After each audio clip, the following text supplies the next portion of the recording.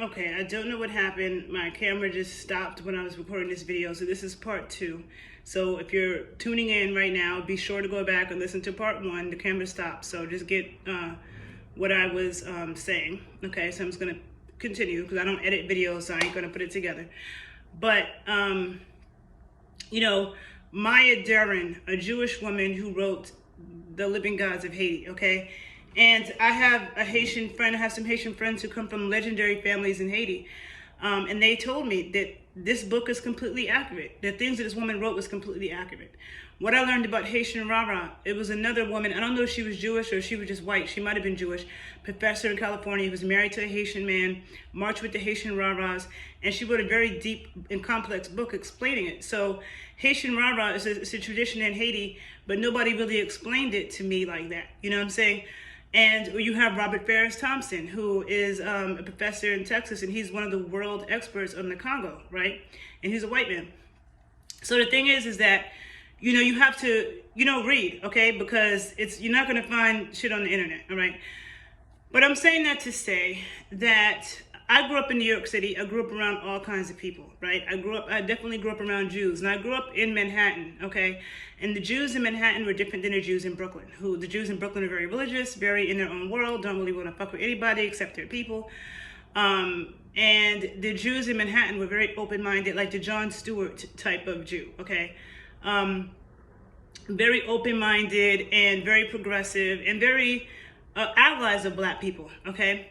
And when I remember in the 90s when I was growing up, my dad had written a very complex article on blacks and Jews. He also was invited to speak at Harvard. Skip Gates actually came to him to speak at Harvard because there was almost a Jewish and Black American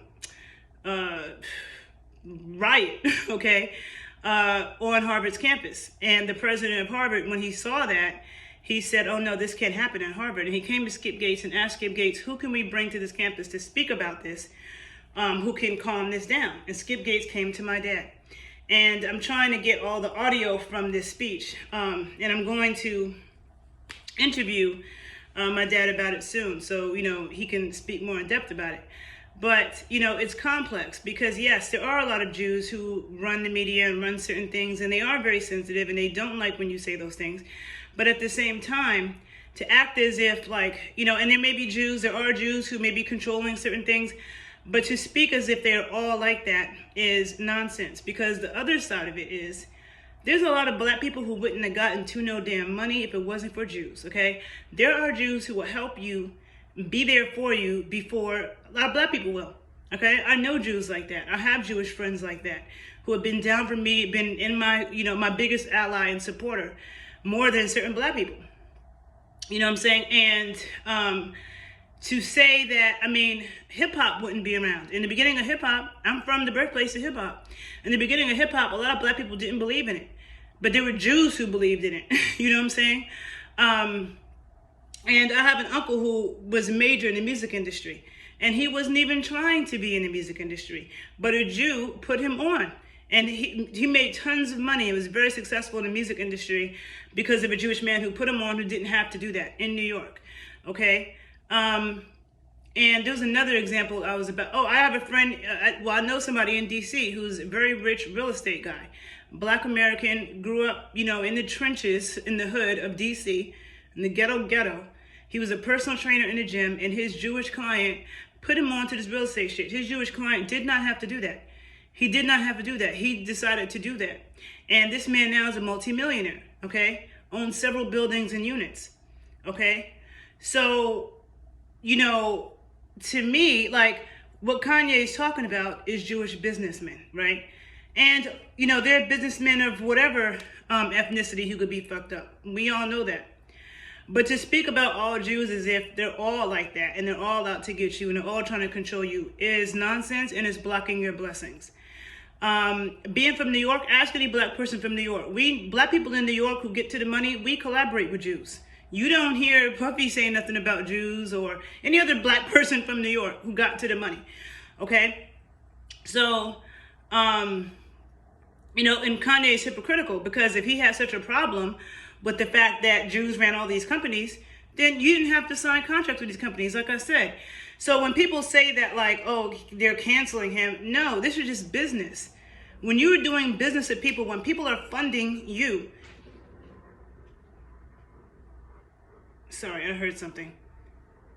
When people are funding you, you have to make sure that you maintain a good relationship with them. That's what a bank, that's what,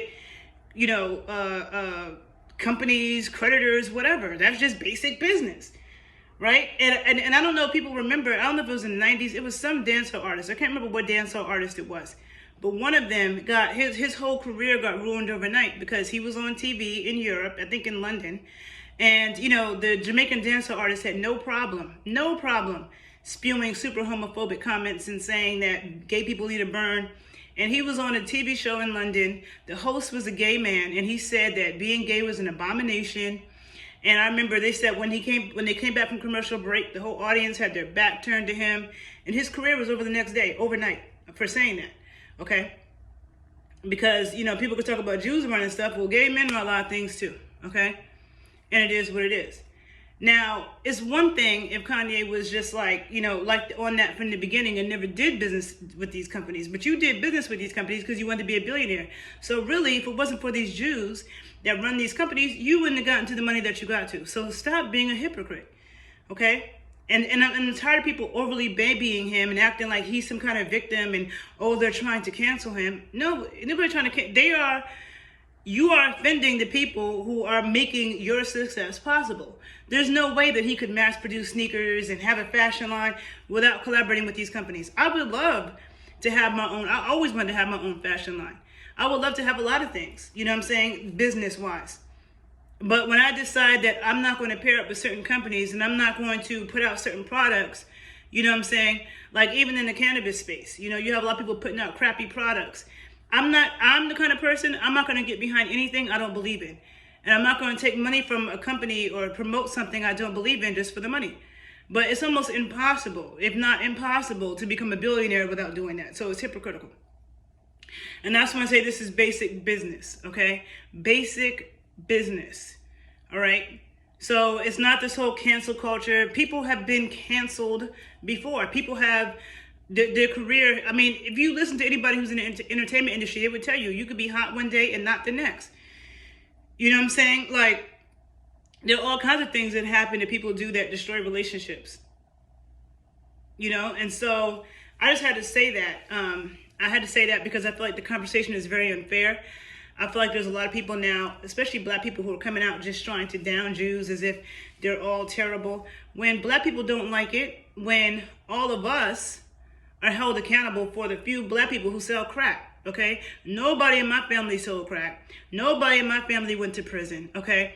But then they want to put us all in the same bucket, like we all come from drug dealing, crackhead, hood rats. You know what I'm saying? Black people don't like that. We don't like to all be put in the same category like that. So why do that to another group? And I understand that a lot of people, Kanye's from the south side of Chicago, I'm sure he didn't grow up around Jews. I did. You know what I'm saying? So I can tell you that, to speak about Jews as if they're just the enemy of the black man and it's out to get us is ridiculous. There's a lot of black people who have obtained success, because of the support of Jews. All right? Yes, I will say that sometimes I do think they can be a bit overly sensitive when people are saying things that, like, it is true that they control the media. But I remember getting into an argument with a Jewish friend of mine when I was in my early 20s, years ago, because I said that, and he thought I was being anti-Semitic, and I'm like, I'm not saying anything bad, it's just a fact. You know what I'm saying? But, it's, when I think about someone like Nick Cannon, for example, I never made a video about this, but I wanted to. When Nick Cannon went on his rant, a lot of what Nick Cannon said was ridiculous. He was speaking as if people with melanin are superior to people that don't have melanin. First of all, that's bullshit, and I'm telling you that as somebody with a science background. I have an extensive science background, and there's no way somebody with melanin is superior. Somebody with melanin is superior when they're in a sunny, hot place, because we have melanin to protect us from the UV rays, but also that melanin is blocking us from getting vitamin D. Okay, that's why a lot of us are so vitamin D deficient. But if you're living in a cold climate, if you're living in New York, Chicago, Toronto, London, having melanin is not a superior thing. You know what I'm saying? But just this whole idea of thinking about people being superior in the first place is a problem. And then the way the things that Nick Cannon was saying was scientifically incorrect. Okay? And so you have a lot of people who just jump on this nonsense. And then like Black Israelite talking points. Black Israelites are complete fools, all right? And they spew a lot of hate. And so there's a difference between having a balanced conversation and just saying a bunch of shit that's not true, and just saying a bunch of shit that's not true and out of balance, And so I just had to say that because I'm just tired of people acting like Kanye's such a victim. They just want to attack him. They just want to cancel him for speaking out. No, stupid. It's business. If you speak negatively, and the way that he did about the people who you are in business with, who are putting money in your pockets, of course they're going to retract their offers. Who wouldn't? If I was a big business and I was, making somebody's, funding somebody's whole business and making it possible for them to put stuff out on the platform, and they start talking shit about me like I'm trying to control them and I'm this and I'm that, okay, bye. And people get blacklisted in industries all the time. So this is not the first time this happened, and it should be understandable to anybody who understands business. So I just had to say that. I'm going to go on about my day and get the rest of my work done. I'm going to have a more in-depth conversation about this in a couple of days with my dad on camera, because he is like more of an expert on this topic. As I said, he was invited to speak at Harvard about it in the 90s. Okay, so if you're interested in learning more and listening to a real Black intellectual OG, then watch out for that. Okay? But for now, I'm going to go about my day and get to the gym and do all those good things. So take care of yourself. Make sure you follow me on Instagram and YouTube, because they're always blocking me. And make sure you follow my other page too if you want to really know about how to keep your body, keep your body healthy, performing at its highest level. Then follow me at The Body Scientist 81. All right? Okay, talk to you guys later. Bye.